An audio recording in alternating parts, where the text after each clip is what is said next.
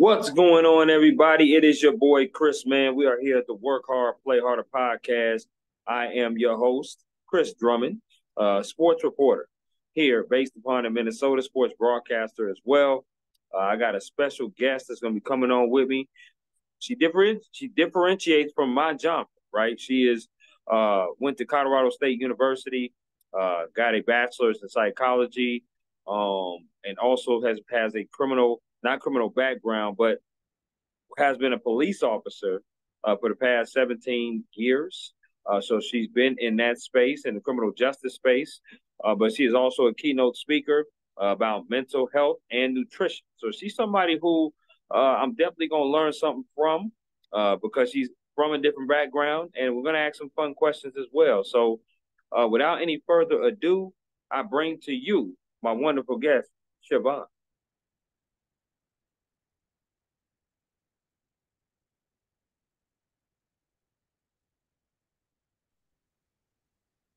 Hello. Good evening, Siobhan. How you doing? I'm good. How are you?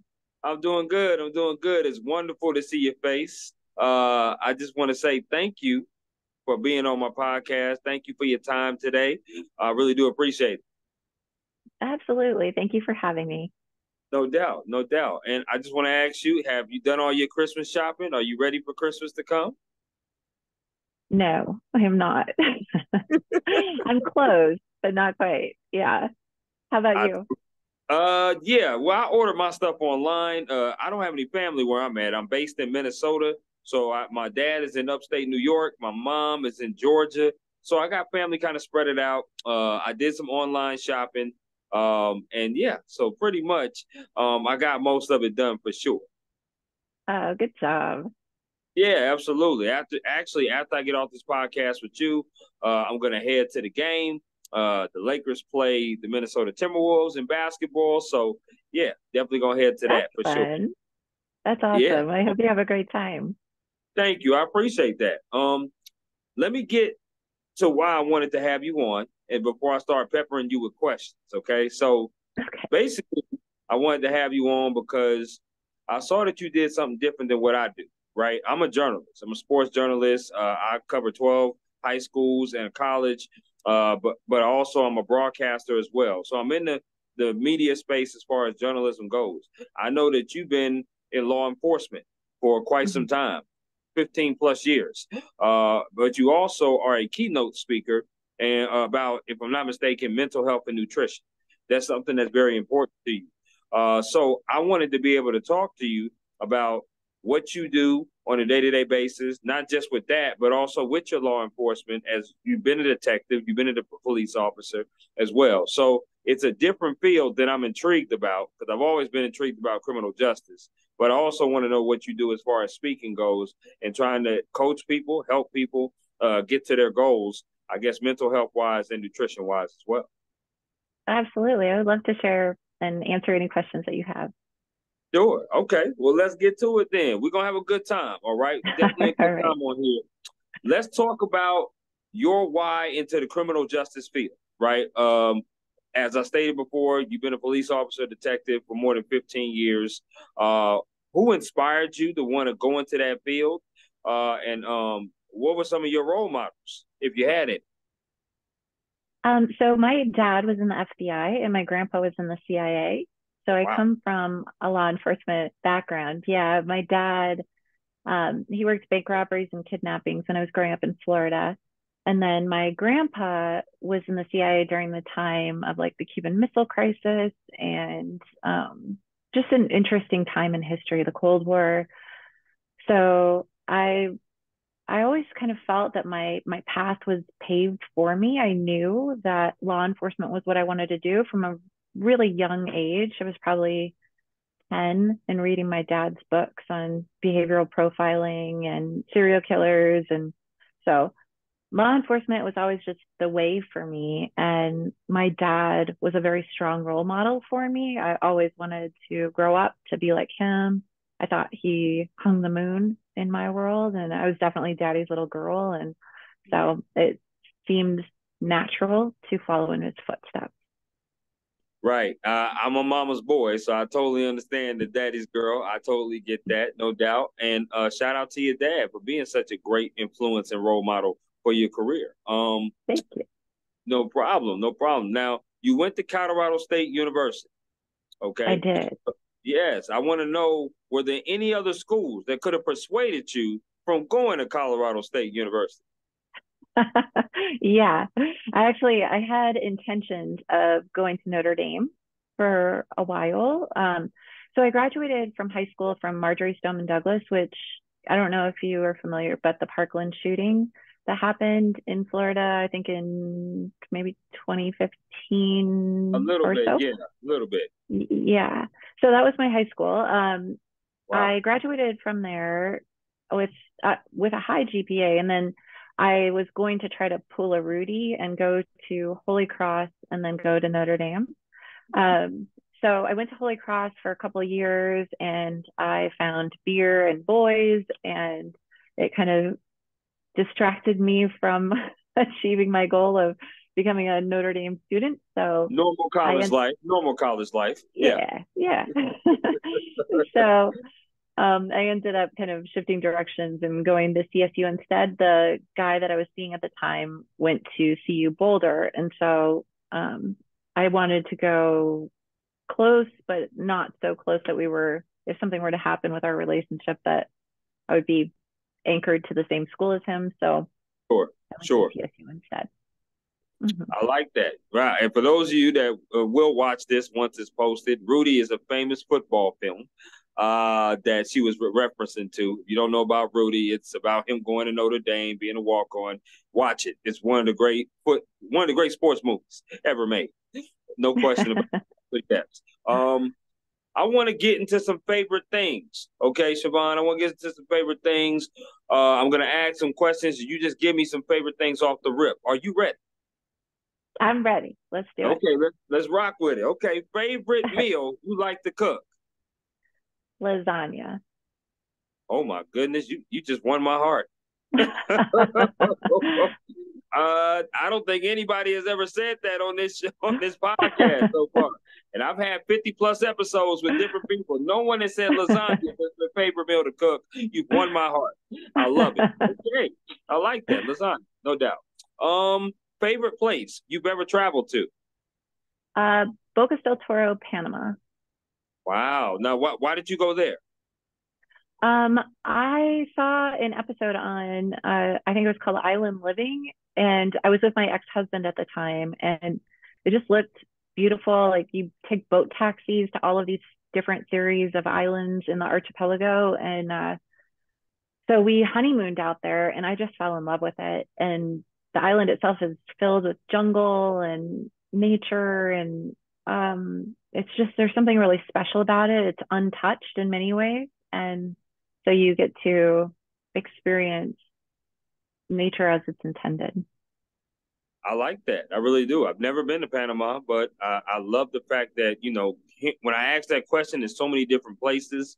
Somebody told me Iceland one time. Oh, One of their, I was like, wow, okay, this is amazing. It's just places in your mind that you never would think of going to. I love asking that question. Favorite concert you've ever attended?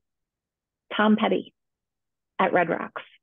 Okay. Yeah, yeah. Tom Mm-hmm. Petty and the Heartbreakers. Okay. Heck Favorite yeah. song that they've sung? Um, Time to get going. That So is a good one. yeah, Yeah, yeah. I like the one. You don't know how it feels. That's a good You one. familiar with that one? Yep, yep. Mm-hmm. I do like Tom Petty. I do, and I'm an old soul though. That's just me. I love Yeah, good music. I really do. That's awesome. Okay. yeah. Um, favorite sport you like to watch on TV? Hmm. I like to watch baseball for a while, but I have to be honest, I haven't watched sports in quite some time. So I like that. That's okay. Honesty is the best policy now in most relationships. So listen, we yeah. starting off with the right foot. I like that. Yeah, baseball is a great sport to watch. No question about it. But yes, let me flip it. What is like a favorite Netflix series or TV series that you like to see? I am loving Suits right now. I don't know if you're familiar with it. It has Meghan I remember Markle. it came on the USA Network at one point in time. That Hmm. show. Yeah, I do remember it. Yeah. Remember that. Okay. Okay, Suits. I like that. I would say it was hard for me to transition to another show after Big Bang Theory went off. That was one of my Oh favorite yeah. shows. Yeah. Now I'm kind of watching. It's called Power. Yeah, I don't know if you're familiar with Stars, but Power is one of my favorite shows now. Yeah, they got many different spinoffs, and I like that. So I'm obsessed with it for sure. Nice. Last of the favorites. Okay, favorite restaurant. Ooh. Hmm. There's a place in Windsor, Colorado. It's called Chimney Park Bistro, and it is like, I don't know. They have a chef that's really skilled and makes a rotating menu that's seasonal and local, and it's just they create some amazing meals out of that place. It's like a fancy place, so you definitely for a special occasion, Okay. but so good. So let me tell you my familiarity with Colorado. I've been to Denver, for sure. Been to Coors Field because I watched my Padres play. I'm a huge Padres fan growing up in San Diego. So I've been there. I've also been to is it Fort Collins? I believe it's Yeah. called. Yep, been there as well. But I've never heard of a town called Windsor. Where is Windsor at? It is just southeast of Fort Collins, so not too far. Not too far. Okay, so maybe I might have drove through it and didn't even know it. Maybe But so. yeah, for sure. Maybe sure. I do love the state of Colorado though. I cannot wait to come back there for sure. Now that I know football is going to be big time there, as Mm-hmm. college football, I should say, I might have to make a trip out there. I would definitely let you know if I touch down though. That's for sure. Do. Yeah. Yes, absolutely.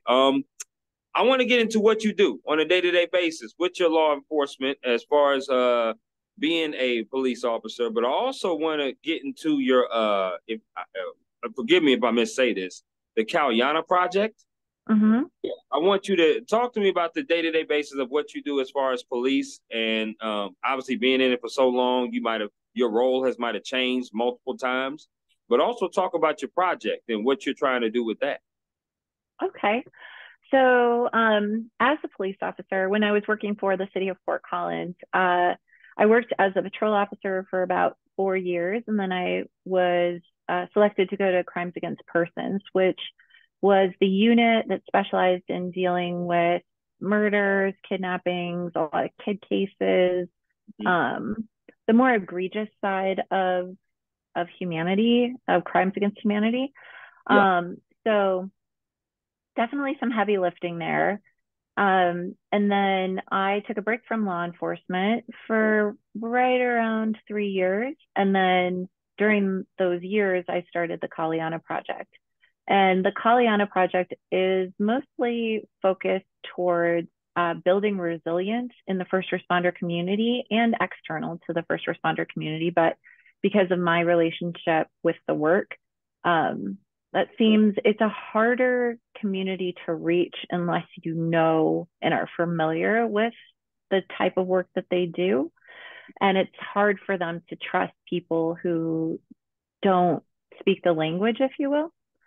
Right. So there's a lot of resistance around seeking help in that community, and knowing firsthand my own experience with struggling to get help when I needed it.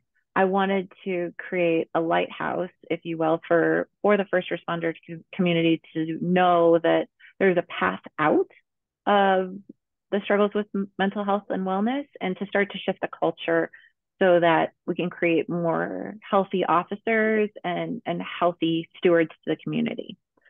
So that's the Kalyana project. Kalyana means well-being in Sanskrit. Okay. So it's the well-being project. And currently, I am a police officer with the town of Windsor in Colorado. So it's a smaller community than Fort Collins. Fort Collins, I think, is the fourth largest city in Colorado, and Windsor, I want to say, is like the 18th or the I don't know. I don't even know. It's up there. So much smaller community.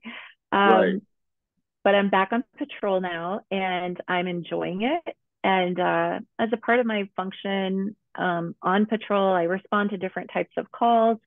I provide services to individuals from all walks of life. And it could be anything from someone having custody issues with their child and co-parent, or it could be something more significant like a stabbing or a menacing or something along those lines. So there's really a lot of diversity in the call type and a lot of expectation to be proficient and professional regardless of the type of service needed. So a Sure. need for composure and um, finesse, if you will, to handle whatever the situation is with care and compassion. No, I like that, and I appreciate you explaining that for sure. Uh, a bonus question came up in my mind was, being a police officer is very tough. There's a lot of tough occupations out there, no question about it. But how often, and maybe this is the question based upon you first starting out, but how often did you take home some of those egregious things, right? How long did it take you to just kind of flush it down the toilet and be able to start the day fresh and anew? Because some of those things that you're talking about that you respond to are stories that are just, like I said, very egregious, could be explicit, and things that's very hard to forget. I think that it has taken a lot of discipline in order to face those monsters, if you will. So part of the reason why I took a break from law enforcement was because of my struggles with the work. At the beginning of my career, I responded to a fire call where a mom and a child were trapped in a second story building that was fully engulfed. And it was my partner and I, we were first on scene, and uh, the mom was on the phone with dispatch screaming for help. And there was nothing that I could do. I literally watched the building burn. Um, and in that moment, I was confronted with the my own humanity. And we all, I think, as law enforcement professionals, think, and sometimes even the community thinks that because of the nature of our job and what we've signed up for, if you will, that we are somehow issued superhero powers that come along with Right. our uniform. And the simple fact of the matter is, it's not true. I was a 22-year-old girl who was literally standing outside of a burning building, wanting desperately to affect change and incapable of doing so. The mom and the child in that fire died, and I suffered from the classic symptoms of PTSD. I had nightmares, I had panic attacks, and I never dealt with it because I believed that because I was a police officer, I was supposed to be tough. And if I acknowledged the fact that something was bothering me, it meant somehow I was incapable of doing my job, which I had dreamed about doing since I was a little girl. Since I was Sure. 10, I wanted to do it. Sure. So I did what I think a lot of first responders do, and I shoved it down and I kept working. And um, I put myself in situations that were similar to that fire so that I could successfully navigate my way through it and prove to myself that I wasn't broken. I was still able to handle the types of calls. And then I became a detective in order to save all the rest of the kids that I could. Like I knew in that capacity, I would be able to help a lot of children. I wasn't able to save the one that died in the fire, but I was going to save as many other ones as I could. And with that, there almost becomes like this cumulative sort of weight, like death by 1,000 paper cuts. And I continue to press on, not acknowledging my own demons or pain that I was feeling as a Sure. result of the types of cases I was working. Right. And ultimately, it all kind of came to a head. And I was assigned a case that was similar enough to the fire that my struggles around it became very apparent. And that's when I was diagnosed with PTSD, anxiety, and depression. It felt like this like heavy blanket of sadness was on me all the time, and almost an inability to move. Like simple tasks became hard. And I was a very motivated and ambitious person who wanted to change the world. And it Sure. became super hard for me to do easy things like type, like things that are so basic, um, became mountains for me to climb. And it was because of the struggles I was having with mental health. So what changed was I reached this kind of I don't know, fork in the Crossroads. road. Yeah. Yeah. Yeah.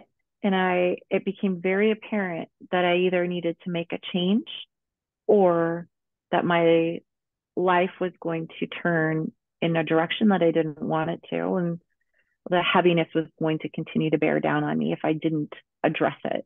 So that's what led me to beginning to research everything that I could do to affect change and how it's showing up in the world, all things wellness. Like, what do I need to do in order to change the way my brain is working and learn to appreciate life again?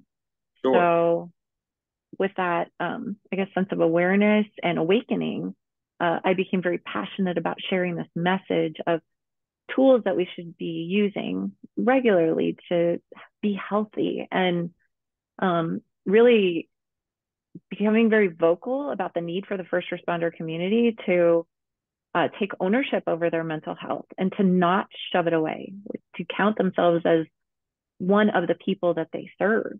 Because it's very often when you're a caretaker to put your needs to the side and not address them, and just take care of everybody else. Everybody else comes first. But Right. we can't do that. We have to take care of ourselves too. Absolutely. And I appreciate your candidness and your openness. I really do appreciate that. That was a heck of a story that you told. And yeah, you're right. As a person of first responders, police officers, obviously they always say that y'all duty is protect and serve. And it's not realistic that every situation is going to be a savable situation, right? To tie it in with journalism, it's a question that I ask because there's a lot of guys and gals, I should say, that go and do these news stories, right? These drive-by shootings and burning in buildings and try to interview the people afterwards. And like you said, PTSD is very hard to do. They take it home with them, and it was hard to shake. And once again, I'm glad that you realize, hey, I do have a problem. I do have an issue. I have to confront this, right? You had that forks in the road moment where you had to confront it or it's going to consume you. Mm-hmm. And you were able to overcome that. And no matter how long it took, you still were able to overcome that. And I love that. I love hearing that because my next question was going to be a great segue, was going to be about mental health and work-life balance, right? Now, you talked about all that, but what are some things that you actually do to protect your mental health? For me, I like to work out. I like to write poetry. I talk to mama. I call her up sometimes. I talk to my dad whenever I can. But I just talk to friends in general. Sometimes I just want to separate myself from sports because that's what I do for a living. So I don't want to just talk about it. I want to talk about something else, like law enforcement. That'd be great to talk about, right? So what do you do is some things that to protect your mental health and also keep that work-life balance to where you don't let now what happened in the past consume you again. Great question. So I think you and I handle things very similarly. Like when I was using that year to address my struggles, and doing a ton of research around the topic of mental health, I came to the conclusion that there's really 5 things that we should all be practicing daily, and I call them my pillars of well-being.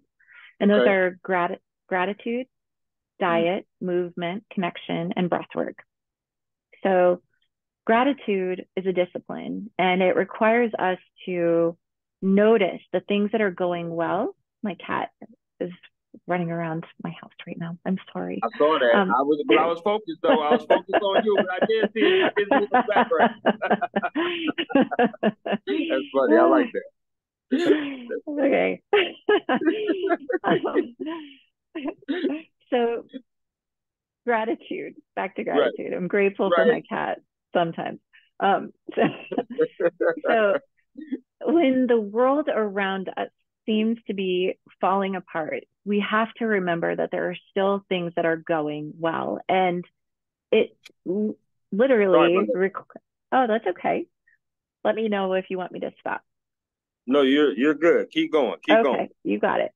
So it requires discipline. When I, for example, was working a case involving, say, a woman who was sexually assaulted or um, something horribly traumatizing happened to this individual, it would be easy for me to fixate on what was going wrong. Frankly, it was my job to fixate on what was going wrong and to address all of the details of it and build a case to help get her some semblance of justice. In that same moment, though, it's important to remember the things that are still going right. And sometimes Sure. the things that are going right are just this team that is gathering around her and helping her pick up the pieces, helping put her in touch with resources. Sometimes it's us that are the entities to be grateful for, this family that has lobbied around this individual to help her heal.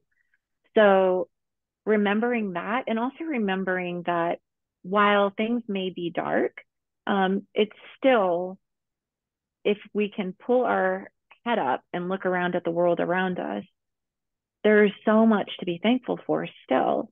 Yes. So, yeah, while the negative things will happen, and we as a society tend to fixate on what is going wrong, there's still so much that's going right. Like there's babies being born into families that have prayed for them. There's husbands and wives walking down the aisle, confessing their love for each other and meaning it. There's so much still going well during these darker times. So having the discipline and awareness to remember that is important when you're going through a time of I struggle. agree. Yeah. And then connection. So you reach out to your mama and your friend. That's a huge part of building resilience, is building a support network that you can lean on. I think oftentimes as caretakers, we're so used to uh, being there for everybody else, but when it comes to our own needs, we we put ourselves in the back seat. There Right. are times where it's critical for us to be taken care of.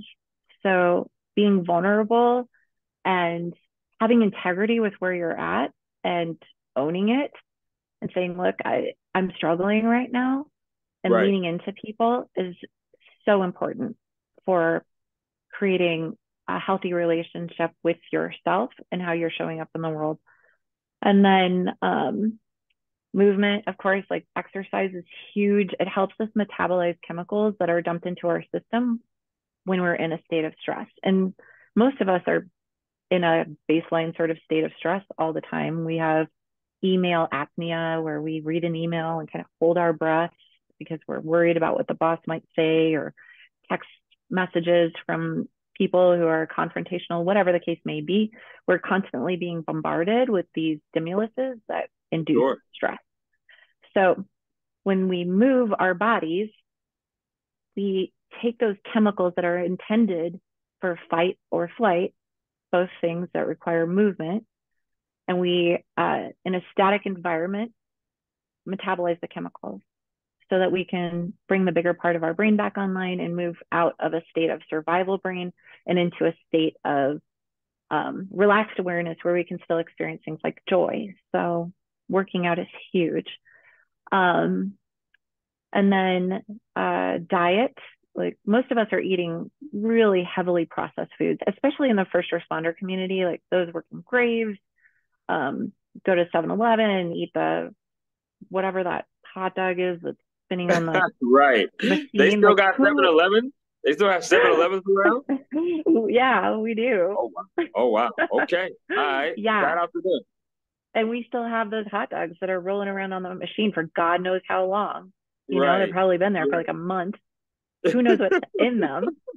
It's disgusting. But cops will go eat that crap, right? And Right. then we Right. expect our body and brain to perform for us. And your brain is the number one consumer of micronutrients in your body. And if we're feeding it crap, then we're going to get crap out of it. We're going to get a heightened state of anxiety. And it's because we're not feeding it appropriately. So we need to feed our brains healthy, whole foods in order to get the most out of it. And that can look like whatever it needs to look like for any individual.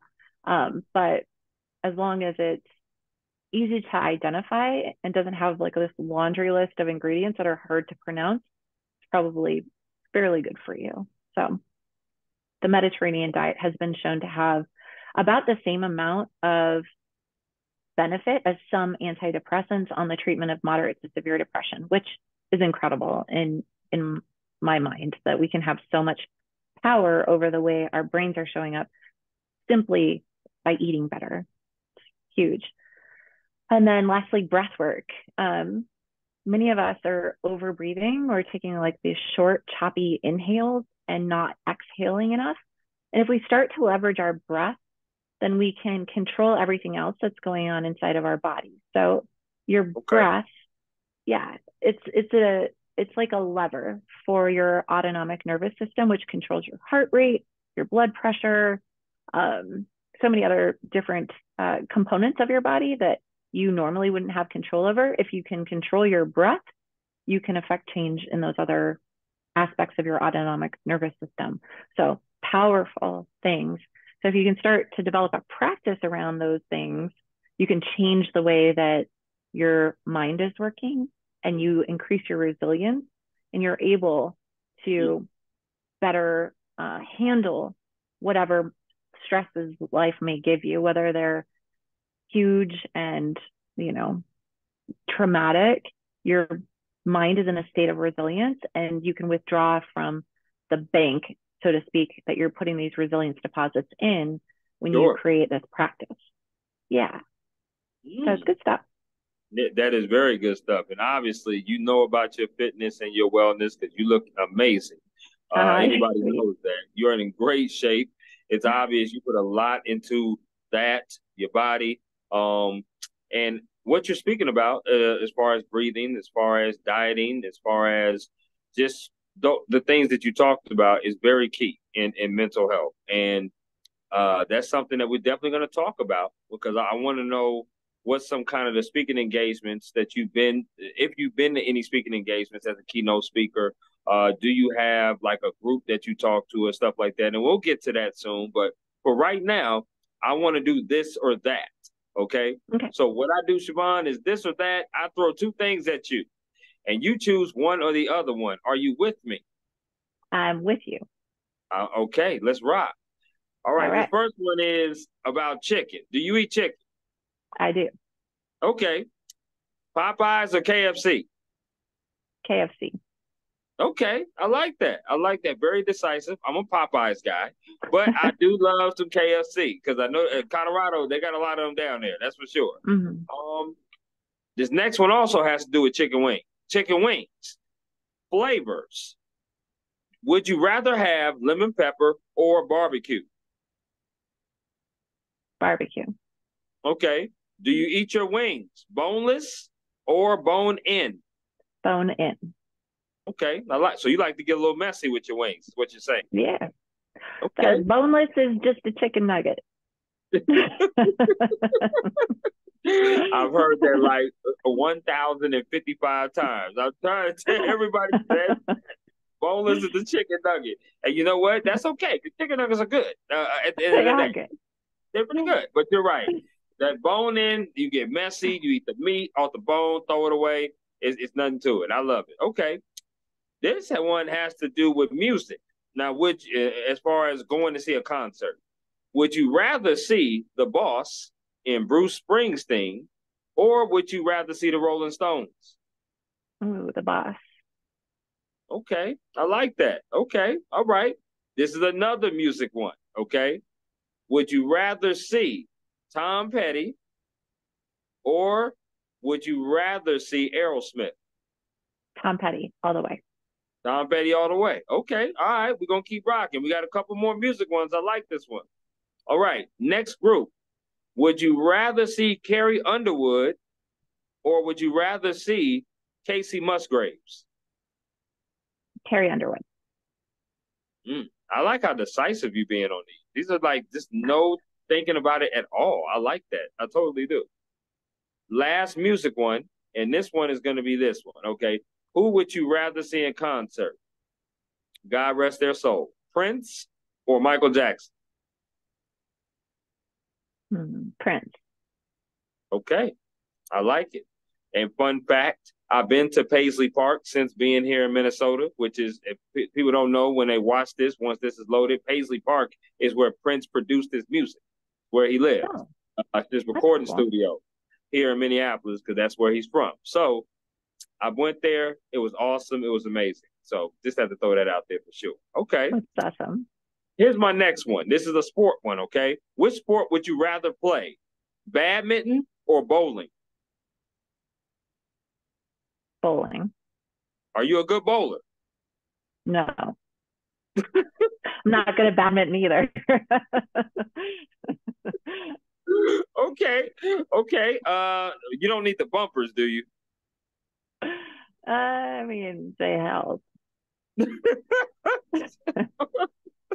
Oh, Siobhan, it's okay. It's okay. We were vibing until that, but that's all right. We can't vibe on everything. It's all right. It's okay. Here we go. You're doing great. Couple more this or that. Okay. Okay. Which place would you rather visit? Would you rather visit Jamaica or would you rather visit the Bahamas? Jamaica. Jamaica. Okay. I like that. I like that. Last of the this or that. Okay.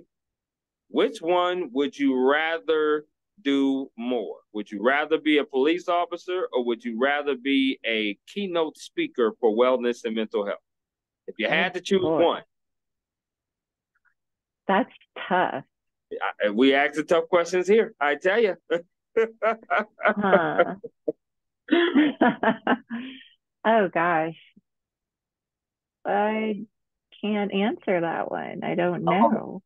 Well, okay, let's do it like this. Which one is 51% and which one is 49%? You know, I am super happy being a police officer right now. So, Okay, we'll go with mhm. that. We'll go with that. I like that. Okay. You did well on this or that. I put you to the fire and then that last question, but you Yeah, you didn't did. fold.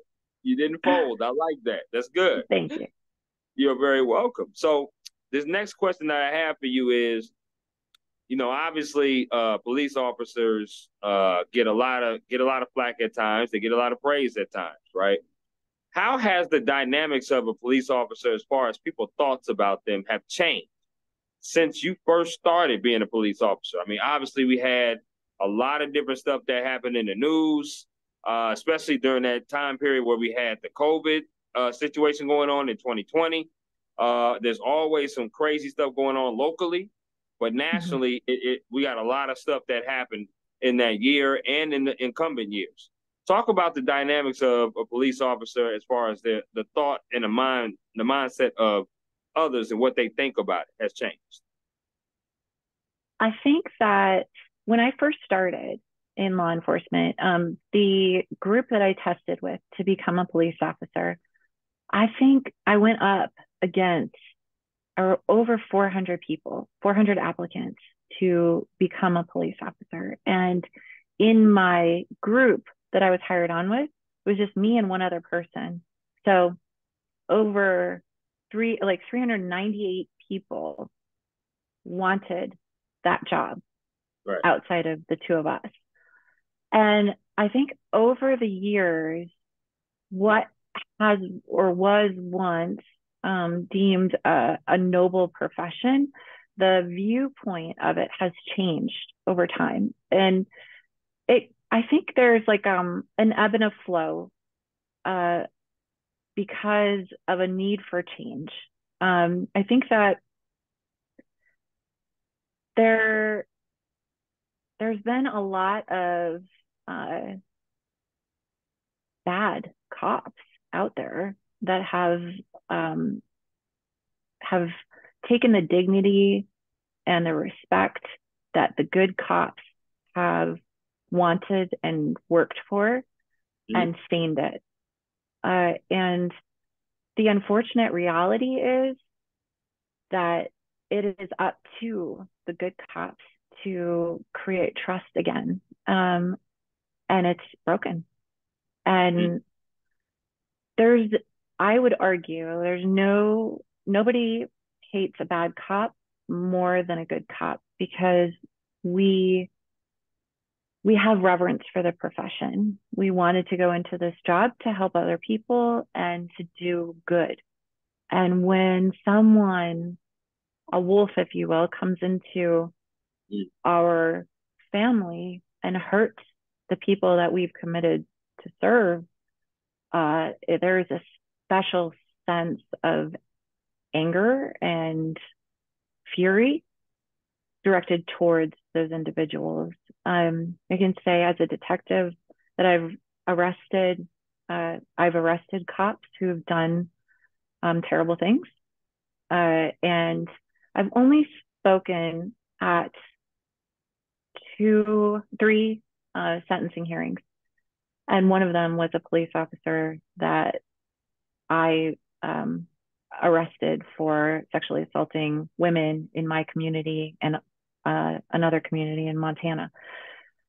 So the the way that we are perceived has changed, or the way we are perceived by society has changed. Sure. Um, where at the beginning of my career, there were so many people who were testing to because they wanted to be cops.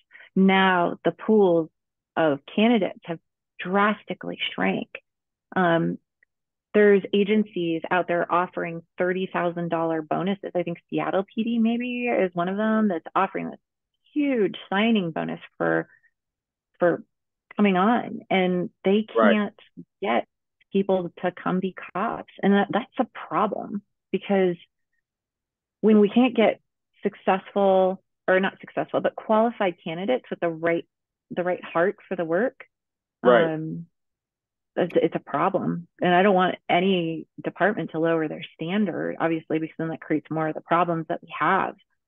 So what do we do to confront this issue and still get good candidates in who have a heart and sense of purpose around the work and want to do good for the community? It's a tricky question to answer, and I don't know what the answer is, frankly. No, I totally understand that. It's a question worth asking because, like I said, the dynamic of thoughts of cops have changed from back when. It's much more to people just don't want to sign up for it. People are shying away from it because they see what's happening on TV, right? Mm-hmm. Because it's kind of the phrase of one bad apple spoils a bunch, and it's really unfortunate because there's so many more good cops than it is bad cops, but the bad cops are the one that's being televised. The bad things are Yeah. being stuff like that. What advice? And this is a two-part question. What advice would you give others that want to join law enforcement, and what advice has someone given you that you hold on dearly to? Mm. I think if someone wants to join law enforcement, that they have to maintain their focus on the goal of, and I would say arguably for the most part, we want to get into the profession because we want to help others. If you want to help others, then you need to be able to withstand the storm, if you will. I talked to a lot of officers about uh, knowing who they are. And what I mean by that is that inevitably, when you're wearing a uniform and you're walking along the street or wherever you might be, or you're handling a call, there's going to be people who don't like you that will shout out like pig or whatever, call you corrupt or Obscenities towards you, right? yeah. Yeah. And it doesn't matter whether your heart is good or bad or whatever the case may be. the outside world is going to have labels that they place on you. You have to figure out which ones you want to own. So I know I'm not corrupt. I know that I go into every call wanting to help and coming at it from a pure place. Sure. So if someone says, you effing pig, you're this, that, and the other thing, I don't have to own that because that's not who I am. I don't have to take on that label. It's not me. So it's almost like creates this kind of force field against the negativity that might be headed your way. You choose what you want to believe about you. Recently, I took this guy to jail who had smashed somebody's windshield and whatever. So he was very angry when I took him to jail. And when I got to the jail, he was calling me all kinds of names, the C word, the B word, you're ugly, you're this, that. And, when I got back to my car. He lying about that one. Okay. I'm sorry, I didn't mean to interrupt, but he's lying about that one. You can go ahead, though. You go ahead. You're sweet. So when I got back to my car, I was like, God, he was really mad. And I reflected on, all of his whatever angry rhetoric. And I get to choose then. Do I want to believe that I'm all of those things that he said, or do I know that I'm not? And he's just spitting whatever he can to hurt me, but I don't have to own any of it. Like that's where I have power, right? Like I don't have to own a single thing that he called me. Absolutely. So I think that is something important for a new officer to recognize, is that you're going to be confronted with people who do say terrible things and try to get you up, like animated, like to get to you. You have to have the composure and the integrity to know what's yours and what's not. So when they call you a pig or they try to get yourself riled up, you don't have to take it on. Like who you are and you're not those things, and they're just spitting into the void. So let them. Right. Yeah, and I think with that, gives you more control over yourself, and you become untouchable when you can stand firm in who you are. And then as far as advice that was given to me, I think that, and this is, I think, translatable to any career, really, but one of my mentors once told me that, and he was telling me this because I was thinking about taking a chance, like whether it was like promoting or testing for a different team or whatever. Like I wanted to see what else I was capable of. And I was worried about how I might be perceived by my peers. And he said, Siobhan, people are like crabs in a bucket. If you put crabs in a bucket, inevitably one will try to crawl out and peek its head out over the side, and the rest of the crabs will grab onto that crab and pull it back into the bucket. And he said, you have to be able to not allow the other crabs that are around you to pull you back in. Be okay separating yourself from the rest of them. And they're going to do what they can to pull you back into the bucket if you aren't conforming to what they believe you should be doing or saying. But you got to, again, have integrity with who you are and where you want to go, and be able to rise above it and have the courage to chase whatever your heart is telling you to chase. And so I think that's an important awareness for all of us to have, is that we're going to have supporters, but we're also going to have naysayers, and you don't have to own that negativity. You can continue to chase your dream regardless of what the crowd might say or think, and see what you're capable of. Yeah. So I like that. No, I love that. I love that. And you gave some great answers, and that's probably one the best answer that you gave. without question, you definitely want positivity around you. You never want any negativity around you. You know, negative things will happen in your life, but it's also about your character and how you deal with those negative things. As you brought up the story about the guy saying all these obscenities to you, uh, he's trying to get you riled up, trying to get you to act out of your character. That's mainly what people do with law enforcement when they're angry, because they're trying to get them to do something that they know they shouldn't be doing. But at the same Mhm. time, you have you you don't pay no mind to that. And if you don't pay no mind to that, it's hear no evil, see no evil, right? You are doing your job. Nothing is going to change with no matter how or what anyone says, right? Because you are Right. still Siobhan. You still put your pants leg, one pants leg at a time. You still eat the same way and, do everything the same way. Nothing's going to change. But I think that's great advice for people that want to come into law enforcement, is that what I took from what you said was you have to be mentally tough, and understand that there's going to be some bad days, but understand your purpose is what you are Mhm. trying to say. What is your purpose of being in law enforcement? And that is to help people, right? So I love that. I love the way that you describe that, and the advice as well, that crabs in a barrel. There's no question about it. There's people that's always going to try to pull you down. Mhm. They're always going to try to say things to you, and you're wondering, like, wow, man, why did he or she say something like that? But for me personally, I don't really give a second mind to, or a second a thought to what people say, negative or positive, because you got to keep the same kind of mindset, right? You appreciate it all. You say thank you regardless, at least for me. And I say, I'm going to keep doing what I do because I love what I do. And like you said, it goes for any profession. In journalism, you got to love what you do. But you also got to know you're going to have people that's going to oppose what you do. They're going to try to tear you down to keep you at that same level that they feel that they're at. And sometimes what you have to do in life and in professions is you got to separate yourself, like he was talking about, your mentor. And by separating yourself, sometimes you got to get rid of some people in your life. You got to. Sometimes you got to 100%. say, I can love you from afar. I can't love you up close. I'm sorry. I got to do this. I got to go my way. And it's okay. I still love you, but I can't love you close, because right now it's just not good energy that I'm reciprocating from you. I'm giving it, but it's not being reciprocated, right? So I Mhm. totally love that for sure.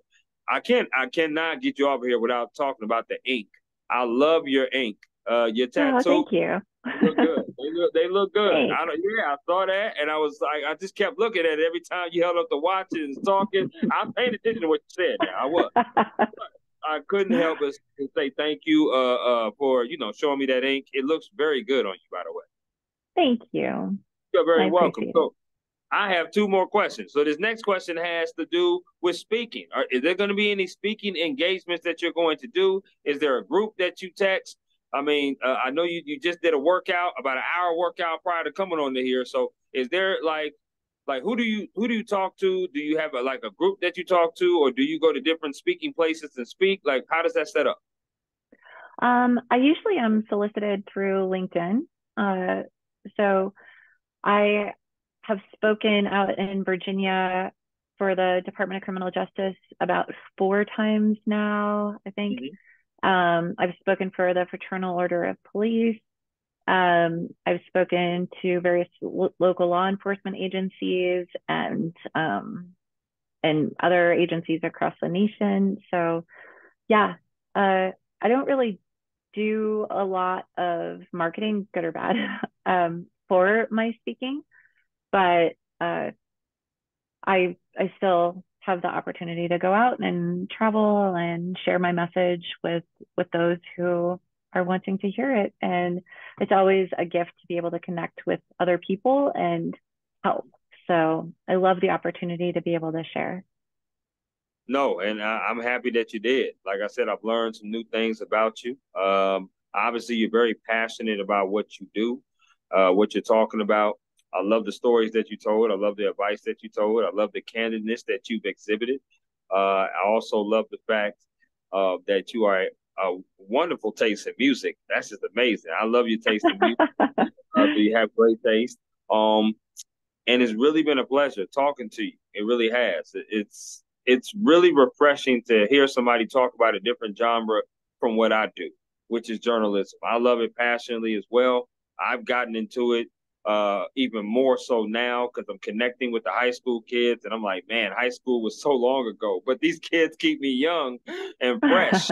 And I love that. And just the way they play and just the pureness that they play out there with their sports and being around the guys. That's what you miss as a high school athlete, as I was. So I want to thank you, Siobhan. I really do. I want to thank you for coming on here and giving me your time tonight.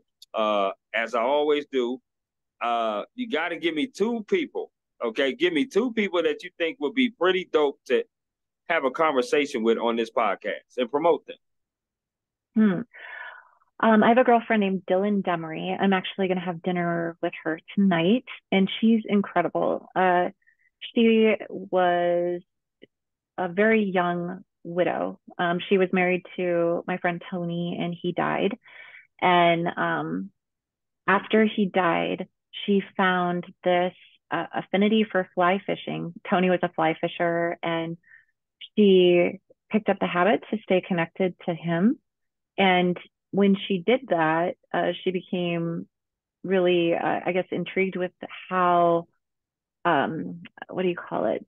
Like almost meditative Okay. fly fishing is.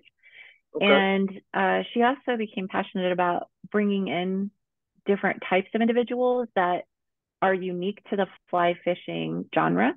Mm. So she found that there wasn't a lot of women on the water or minorities on the water, and she wanted to change that and get everybody out into the water. So she developed a company. It's called She's Fly, and Wow. she's Okay. doing great stuff. She's got a lot of partnerships in the fly fishing community that are supporting her and getting more people on the water.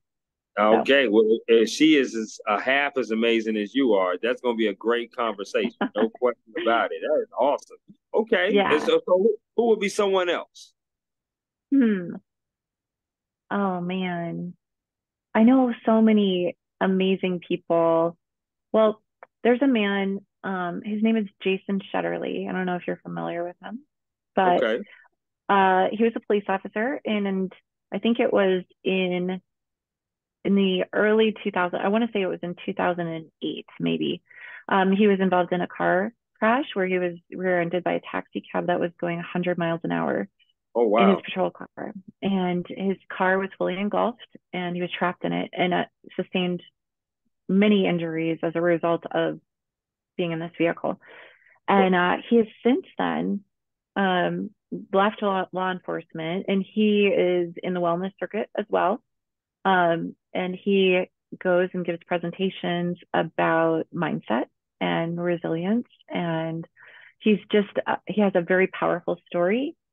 And I think as many people as can should hear it to inspire them to not be limited by their belief system and to know that they can achieve much with what they have. I love that. Wow, that sounds like a resilient story that I would love to hear from him, Jason, and your girl Dylan. No question about it. I love for them two to get on. Hopefully, I can link up with them on LinkedIn and we can go from there. Awesome. This has been an absolutely treat for me. I'm definitely going to have to keep in touch with you and continue following you on what you speak on and just your career in general. And like I said, whenever I do touch down, which I will definitely be coming back to the state of Colorado. I love that state so much. I really do. I would definitely have to hit you up and let you know if I'm near you for sure. I would love that. As I always state, is there anything else you would like to add before we conclude? No, this was such a gift. Thank you for your time, and thank you for what you're doing and your curiosity about other walks of life. I think that's so fun and I don't know, just inspiring for me to be able to connect with someone from a different walk than mine. So oftentimes I am speaking to groups or I'm on podcasts of law enforcement professionals. So this is unique and just so great to hear your perspective and how you interact. It's very fun. Well, thank you very much. You enjoy the rest of your Thursday night. Like I said, we will be in touch, and I look forward to talking to you down the road. You take care. All right, you too. Thanks. Bye. Bye.